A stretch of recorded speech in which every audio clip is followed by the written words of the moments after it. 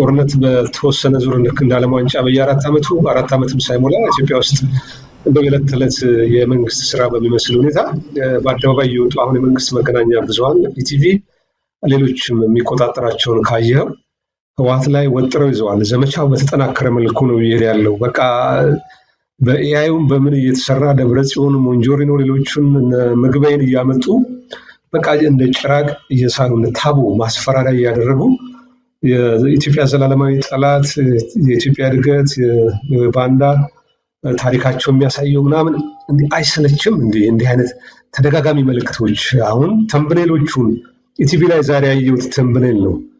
ይገርማል። አይሰለችም። አሁን ምግበይን ደብረጽዮን በተደጋጋሚ ሞንጆሪኖን እያመጣ እንደው ያምራሉ ወይም ደግሞ ያስጮሃሉ የምትለውን ቃላት ደርድረ ህወሓት የጥፋት መልእክተኛ ነው። ስንት ዓመት ህወሓት አይደል እንደ እናንተን ጠፍጥፎ የሰራው?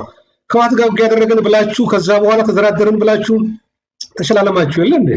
ዛሬ ደግሞ ለድጋሚ ጦርነት የምትሄዱበት የቀስቀሳ ርቀት በጣም ያሳዝናል። ትዝብት የሚፈሩ አይመስለኝም የብልጽግና አመራሮች። በመዝገበ ቃላታችሁ ውስጥም ያለ አልመሰለኝም። ምናልባት ጠቅላይ ሚኒስትሩ ለትግራይ ጦርነት ማሟሟቂያ ሊሆን ይችላል ዘውድ ወደ ሁለተኛው ምዕራፍ የሚመራን በጣም ከፋፋይ የሆነ አጀንዳዎችን በእያንዳንዱ መልእክቶቻቸው የሚያስቀምጡት ነገር አለ። ወለጋ ሲሄዱ እንጨት ሊያስፈልጡ ነፍጠኞች እየመጡ ነው፣ በእጅ ያለውን ወንበር እንዳታጣት ሀገር ይላሉ። ባሌ ተመሳሳይ ያደርጋሉ፣ አሰላም ተመሳሳይ ያደርጋሉ። መቀሌ ሲገኙ በትግርኛ የሚያወሩት ሌላ ነው። ደሴ ሲሄዱ ደግሞ ስለ ላሊበላ አውርተው ኢትዮጵያ ቅርስ ምንጭ ለቱሪስት መስህብነቱ የሁላችንም ሀብት የሆነው ደሴ የሁሉ ቤት ምናምን የሚል ማንቆለጳጳስ ይናገራሉ። ባህር ዳር ላይ በቅርቡ ደግሞ ደብረ ማርቆስ ያደረገው ንግግር ታስታውሳለህ። አፄ ዮሐንስን ጠቅሶ የጎጃም ህዝብ ላይ ያደረሱት ጥፋት የሚረሳ አይደለም። ስለዚህ ጎጃም ከትግራይ ህዝብ ጋር እንዳትወዳጅ ነው መልእክቱ። ያው ጽምዶ የፈጠረባቸው ስጋት አለ። ያንን ለማምከን የሚሄዱበት ርቀት አለ። አሁን ደግሞ በአሚኮ በሚባለው የገዢው ፓርቲ የምስለኔ የኦህዴድ ብልጽግና ምስለኔ ልሳን ላይ ቀርበዋል። እንደውም የሚቀራቸው ሚዲያ ኢቲቪ ዋልታ ተሽከረከሩ።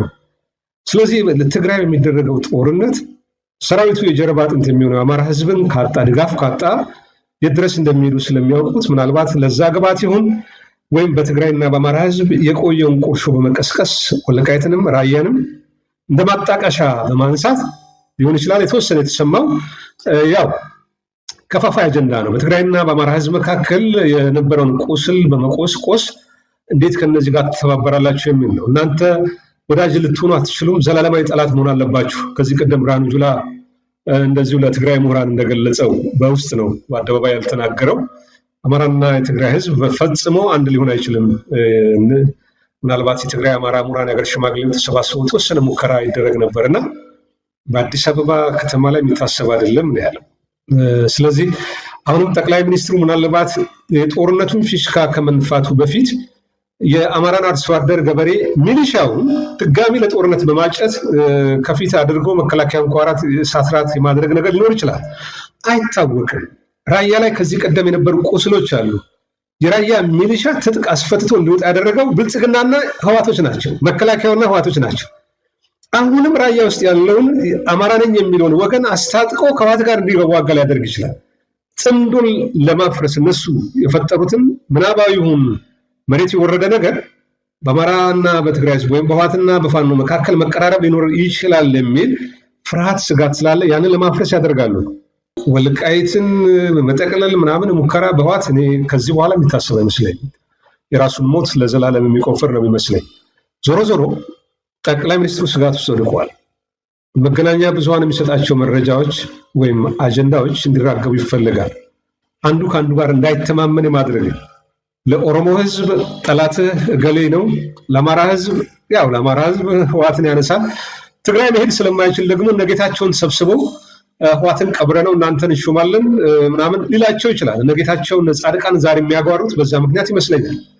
ደቡብ ላይ ሲሄድ ደግሞ የሚናገረው ሌላ ነው። ሶማሌ ሲሄድም የሚናገረው ሌላ ነው። እንዲህ አይነት ከፋፋይ አጀንዳ የአንድ ሀገር ጠቅላይ ሚኒስትር ሆኖ 8 ዓመት መቆየት እጅግ ገራሚ ነው። እንደው ምክር ቤቱ ተሰብስበው እስካሁን ባደረገው ንግግር በሃይማኖት፣ ዘርን በተመለከተ ከብሔር ጋር በተያያዙ ነገሮች በጥላቻ ንግግር መከሰስ ካለበት የመጀመሪያው ሰው ጠቅላይ ሚኒስትሩ ነው። ሁለተኛው ሽመልስ አዱኛ ነው እያልን በተዋረድ እንመጣ እንችላለን። ነገር ግን ይሄ ስለሌለ ምናልባት ሚዲያውም ቢሮክራሲውንም ባንኩም በእጃቸው ስላለ የሚፈልጉትን እያደረጉ ነው። ዋናው ነገር ጠቅላይ ሚኒስትሩ የሚወረወረውን አጀንዳ ተቀብሎ እንደ እውነት ቆጥሮ እሱ የሚያደርገው ጥሪ ራሱን የሚያዘጋጅ ሰው ካለ እንግዲህ ራስን መመርመር ያስፈልጋል። የአማራ ህዝብ በጦርነት የተለበለበ ለድጋሚ ሌላ ሶስተኛ ጦርነት ከህወሓት ጋር የሚደረገው ጦርነት ተነሳ፣ ታጠቅ፣ ድንበርን ሉዓላዊነትን አስከብር የሚል ጥሪ ቢቀርብለት እንደው መቀበልስ አለበት ወይ?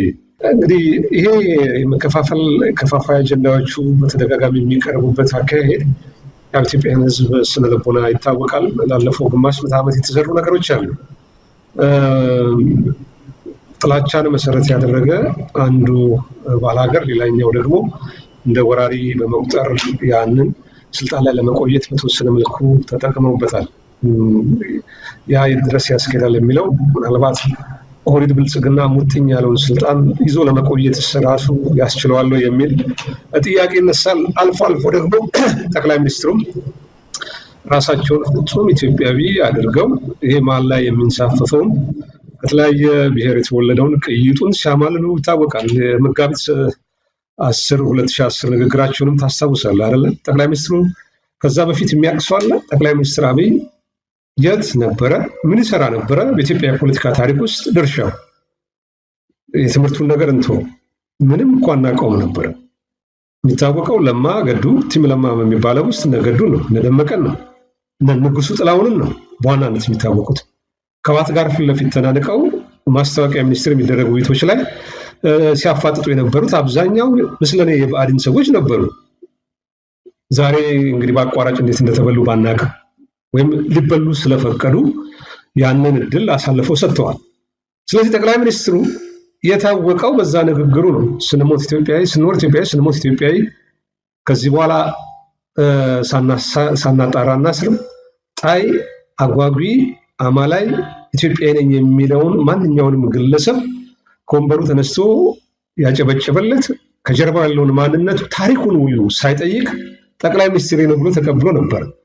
አንዳንድ ጊዜ ታስታውሳለህ፣ መስቀል አደባባይ ላይ የድጋፍ ሰልፍ አዲስ አበባ ንቅል ብሎ እነስዩም አሁን የተሰደደው ልጅ አለ፣ ማነው ስሙ ጠፋኝ፣ የጠቅላይ ሚኒስትሩ አሁን ተቃዋሚ ነው። ሁለቱ ናቸው በዋናነት አዘጋጅ የነበሩትና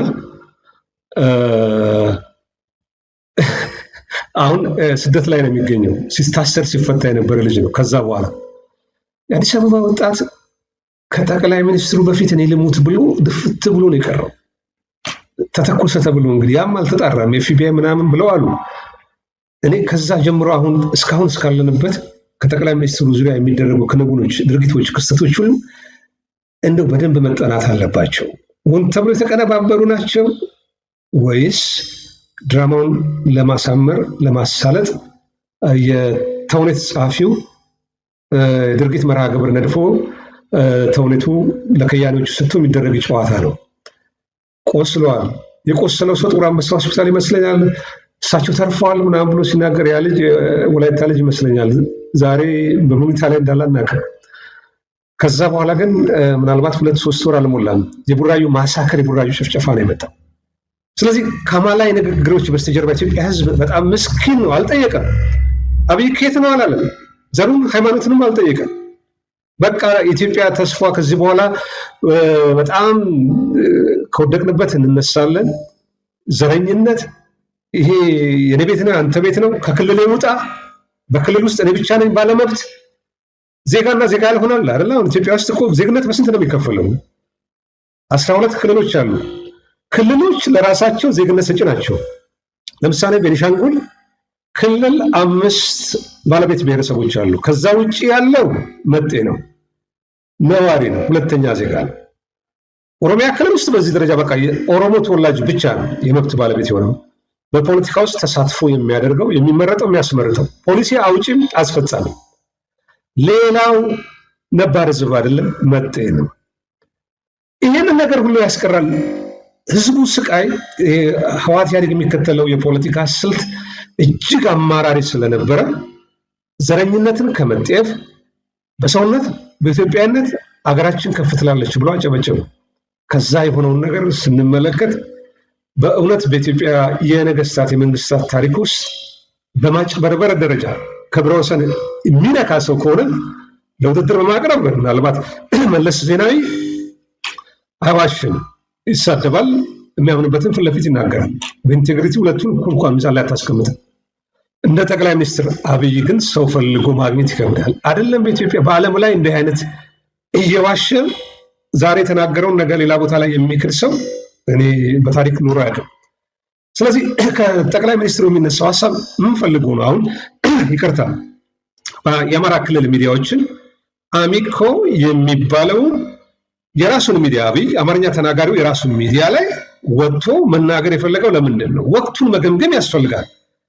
የመንግስት የመገናኛ ብዙሃን ያለማቋረጥ ከህወሓት ጋር ለሚደረገው ጦርነት ህዝቡ እንዲዘጋጅ በስነ ልቦና ቅስቀሳ እያደረጉ ነው።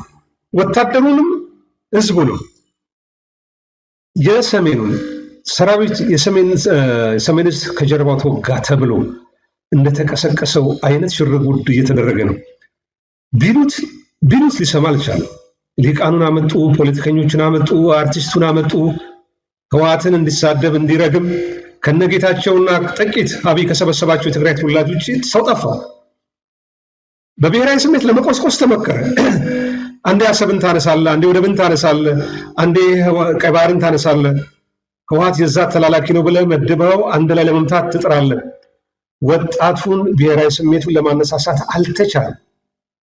ስለዚህ የአማራን አርሶ አደር ገበሬ ደግሞ ድጋሚ ለመቀስቀስ ወይም አውራጃዊነት አካባቢነትም ጎጃምን ከጎንደር ጎንደርን ከጎጃም ሸዋን ከወሎ ወሎን ከሸዋ የማጋጨት ስልት ሊጠቀም ይችላል። ይሄን በተደጋጋሚ ስላየን ነው። ጎንደር ላይ የሚሰሩ አንዳንድ ቦታዎች አሁን አንድ ሆቴል ሲመረቅ ይሄን ሁሉ ያደረግነው በራሳችን ጥረት ነው። እንዳይሰራ ያደረገው ከራሳቸው የወጡ ሰዎች ናቸው። ጎንደር ላይ ያለው ትልቅ የቱሪስት መስህብ የሆነው ቦታ እንዳይገነባ ያደረገው የጎጃም ሰው ነው ማለት ነው። በጎጃምና በጎንደር መካከል አካባቢ ግጭቶች፣ የጎሳ ግጭቶች ምንድነው የጎጥ የመንደር ንትርክ ውስጥ እንዲገቡ ይፈልጋል። አለመተማመኑ እንዲያድግ ይፈልጋል። አንድ ከሆኑማ ጥያቄ ያነሳሉ፣ ጉልበት አቅም ይኖራቸዋል። ስለዚህ እንደ ደካማ መጠቀም ይፈልጋል። ምናልባት አይታወቅም እንግዲህ እናሳምነውንም ድጋሚ በዚህ ቃለ ምልልስ ሊያነሳ ይችላል። የነሰዓረ ጉዳይ ግን በፍርድ ቤት የተያዘ ጉዳይ ፍርድ ቤቱ የሰጠው ውሳኔ እስካሁን አልሰማንም። እንደውም የሰዓረ ገዳይ የተባለውን የሞት ፍርድ ከተፈረደለት በኋላ ምናልባት በይግባኝ ወደ ዕድሜ ልክ እስራት ተቀይሮለት በቅርቡ ደግሞ ከእስር ቤት ውስጥ ወዳልታወቀ ቦታ ተወስዶ ተብሎ የት እንደገባ አይታወቅም የተባለ ነው። በነ አሳምነው ግድያ በነ የቀድሞ የአማራ ክልል ፕሬዚዳንት በነበሩት በነ ዶክተር አምባቸው ግድያ የፍርድ ሂደት የምናውቀው የሰማነው ነገር የለም። ኮንስፓይሪ ቲዮሪው የድረስ እንደሚወስድ እናውቀዋለን። ይህም እንደ አጀንዳ ቀርቦ ድጋሚ ምናልባት ቁስል ለመቆስቆስም ሊሆን ይችላል። ስለዚህ ጠቅላይ ሚኒስትሩ አንድ መድረክ ወይም አንድ ሚዲያ ሊጠቀም ሲፈልግ ምን አስቦ ነው የሚለውን ነገር በደንብ ማጤን ማብሰልሰል ያስፈልጋል። እንግዲህ እውነት ይናገራል የሚለውን ፍርዱ ለእናንተ ተዋለሁ። ነገር ግን ከዚህ ጋር እኔ አንድ ማረሳው ነገር ነፍሳቸውን ይማርና ፕሮፌሰር አስራት ወልደየስ በህወሓት በመሸቃቸው በህወሓት ውሸት በመናደዳቸው የተነሳ አንድ ቃለ ምልልስ ላይ ያሉት ነገር ነበረ። የኢትዮጵያ ሬዲዮ የመንግስት ቴሌቪዥን ኢትዮጵያ ቴሌቪዥን በዛን ዘመን ነው እናቴ ሞታ እንኳን ሞተች ቢለኝ አላምንም ከሰዓት በስተቀር የሚናገረው እውነት የለም ብለው በብሽቀት በዛ ደረጃ ፈርጀውት ነበርና አሁንም እንዲህ አይነት የገጠመን ሚዲያው የብልጽግና አመራር የሚሰጠውን ትዕዛዝ የሚፈጽም ነው። አመራሪው ቁንጮ ደግሞ ዛሬ ወጥቶ ቃለ ምልልስ በተለያዩ ክልሎች እንደሚያደርገው አጀንዳዎችን የማራገብ ነገር አለ። ይሄ ከፋፋይ አጀንዳ ግን ህዝቡ በራሱ መንገድ መመከት ያለበት ይመስለኛል።